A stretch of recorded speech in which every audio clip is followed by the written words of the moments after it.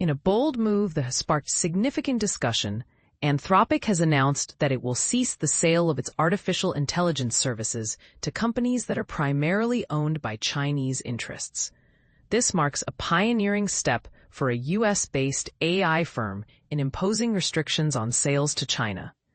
The motivation behind this decision, as explained by a senior official at Anthropic during an interview with the Financial Times, is to limit the Chinese government's capacity to leverage their technology for defense and espionage purposes.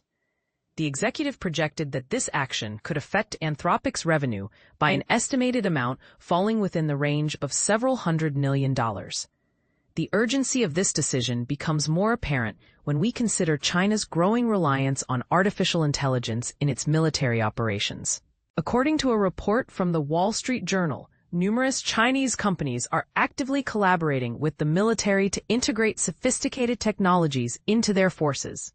These partnerships span a wide array of applications, from the development of underwater drones capable of stealthy operations to enabling real-time decision-making capabilities during combat.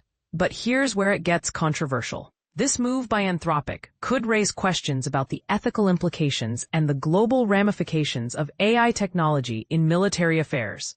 Should companies be held accountable for how their innovations are utilized?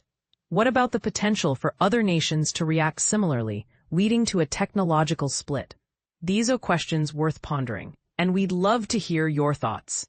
Do you agree with Anthropic's decision to put an embargo on sales? Or do you believe that collaboration could lead to more constructive outcomes? Engage with us in the comments and share your perspective on this significant issue.